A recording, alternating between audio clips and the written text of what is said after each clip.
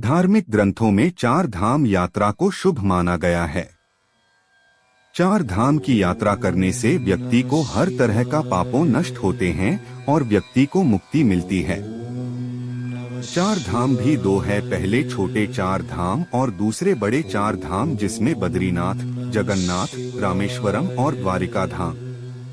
तो आइए जानते हैं छोटे चार धाम की यात्रा करने से क्या शुभ फल मिलते हैं और इनका क्या महत्व है। चार धाम यात्रा का महत्व। इन चारों स्थानों पर दिव्य आत्माओं का निवास है।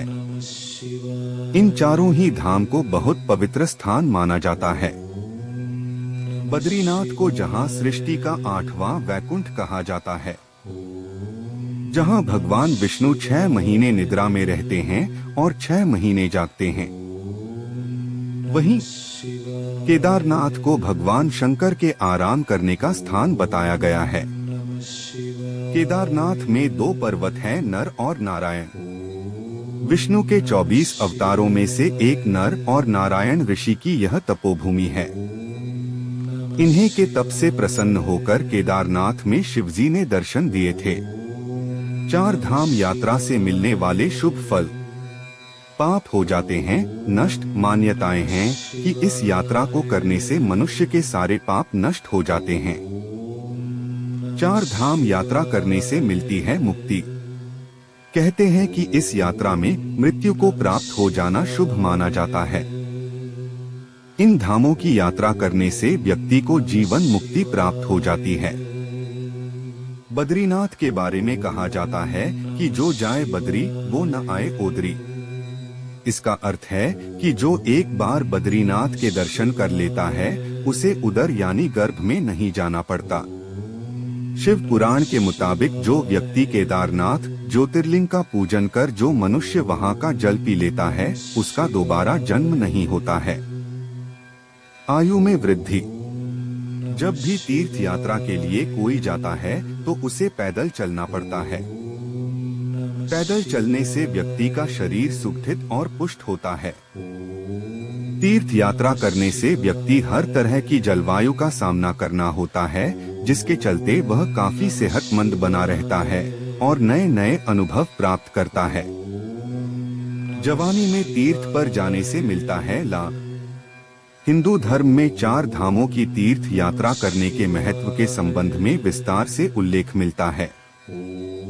इसके माध्यम से व्यक्ति देश के संपूर्ण लोगों, भाषा, इतिहास, धर्म और परंपरा आदि से परिचित होते हैं और बौद्धिकता और आत्मज्ञान के रास्ते भी खोल लेता है। अधिकतर लोग बुढ़ापे में तीर्थ यात्रा के लिए जाते हैं, लेकिन जो जवानी में ही तीर्थ यात्रा पर जाता है समझो उसने सब कुछ हासिल कर लिए। देश और धर्म के बारे में मिलती है जानकारी। तीर्थ यात्रा करने से व्यक्ति को देश और धर्म के बारे में कई बातें जानता है। पुरोहितों से मिलकर अपने कुल खानदान के बारे में जानता है। यदि आप उनके आश्रम में नहीं ठहरते हैं तो आपको उनसे मिलने का मौका मिलता है। अलग अलग संस्कृति और धर्मों का चलता है पता। तीर्थ यात्रा के दौरान व्यक्ति को अलग अलग संस्कृति, धर्म, भाषा और भोजन का पता चलता है। यात्रा के दौरान व्यक्ति को अलग अलग लोगों से मिलने का मौका मिलता है, जिनके जरिए आप जान सकते हैं कि लोग और उनके विचार कैसे हैं। यात्रा करने से जीवन में कई रंग भर जाते हैं।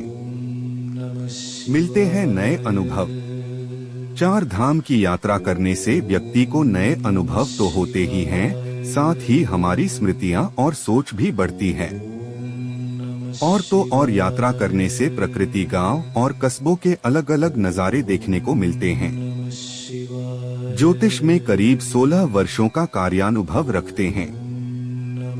मनुष्य के जीवन को दिशा और दशा प्रदान करने वाले सितारों और नक्षत्रों के प्रति इनका ज्ञान समृद्ध और व्यवहारिक है।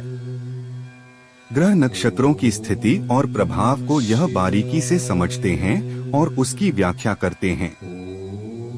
वैदिक ज्योतिष के साथ ही अंक ज्योतिष, टैरो कार्ड्स के माध्यम से भी यह अपने पाठकों और ज्योतिष विषय में रुचि रखने वाले महानुभावों को परामर्श देकर उनका उचित मार्गदर्शन करते आए हैं। इसके साथ ही दैनिक राशिफल और ग्रह गोचर संबंधी विषयों और उनके प्रभावों से भी यह ज्योतिष विषयों में रुचि रखने वालों को सटीक जानकारी प्रदान करके उनका मार्गदर्शन करते हैं। ग्रहों के गोचर, ग्रहों की दशा, महादशा और अंतर्दशा से उनके जीवन पर होने वाले प्रभावों के अनुसार उपाय भी जो यह बताते वह सरल और बेहद लाभकारी होते हैं। इससे प्रतिकूल परिस्थितियों को पार करने का बल और सामर्थ्य भी प्राप्त होता है। ज्योतिष और आध्यात्मिक विषयों के साथ ही संगीत में भी इनकी गहरी रुचि है। दरअसल इनका मानना है कि संगीत का संबंध ईश्वर से है, जो हमारी आत्मा को परमात्मा से जोड़ने का काम करता है। संगीत में वह शक्ति है जो आत्मिक शांति प्रदान करता है और जीवन के प्रति एक अलग सोच और दिशा प्रदान करता है। इसलिए यह नियमित संगीत के साथ मंत्र जप और ध्यान का अभ्यास भी करते हैं, जिससे इनका ज्योतिष और आध्यात्मिक ज्ञान नित नए सोपान चढ़ता प्रतीत होता है। राकेश झा के वर्षों के अनुभव और निरंतर सीखने की इच्छा को देखते हुए यह विश्वास के साथ कहा जा सकता है कि यह अपने पाठकों के लिए एक सच्चे और भरोसेमंद मित्र की तरह हैं, जो उन्हें ज्योतिष और अध्यात्म के पथ पर सद्मार्ग दिखा सकते हैं।